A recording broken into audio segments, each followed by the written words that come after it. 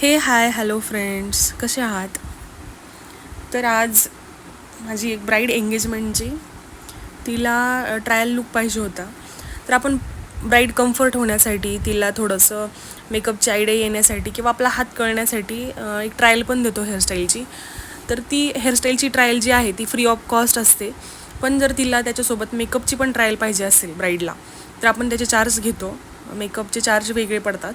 पण जर फक्त हेअर्स पाहिजे असेल तर ती फ्री ऑफ कॉस्टच देते. त्याच्यानंतर तिचे केस ओले होते तर मग ते थोडेसे ड्राय केले आणि त्याच्यानंतर एक्सटेन्शन चूज करून तिला तिच्या केसांच्या कलरप्रमाणे एक्सटेन्शन लावलं. फ्रंट व्हेरिएशन दिलं फर्स्ट लुकला आणि तिचा जो सेकंड टचअप आहे त्याच्यासाठी परत थोडंसं व्हेरिएशन फ्रंटचं व्हेरिएशन चेंज करून मग तिला दाखवलं. तिला दोन्ही लुक आवडले आणि त्याच्यानंतर मग आम्ही ज्वेलरी डिसाईड केली की तिच्या आउटफिटवर दोन्ही आउटफिटवर कोणती ज्वेलरी जाईल. तिला ज्वेलरी पण दाखवल्यात, ज्वेलरी फायनल झाल्यात. आता आपण 10 तारखेला तिचा फुल एंगेजमेंटचा लूक मी टाकेलच, मग तुम्ही पहा कसा वाटतो. आणि आता रक्षाबंधन असल्यामुळे पार्लरमध्ये थोडीशी आज गडबडच चालू असणार आहे दिवसभर.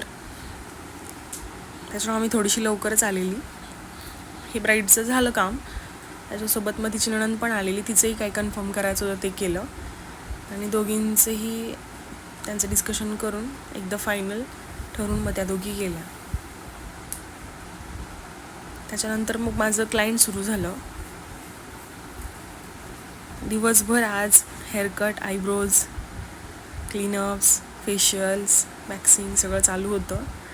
कारण सध्या रक्षाबंधन निमित्त मी पार्लरमध्ये ऑफर लावली होती.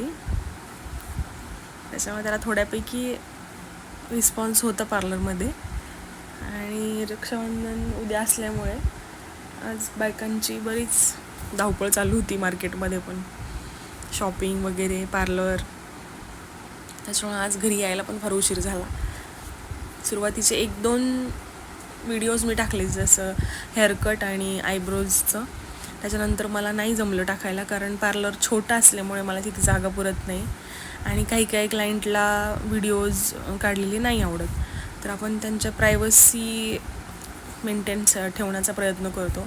ज्यांना आवडते की पोस्ट करा किंवा काढा व्हिडिओ तर त्यांचे मी काढते, पण ज्यांना नाही कम्फर्टेबल वाटत मी त्यांचे नाही काढत. ठीक आहे, चालेल. Bye friends.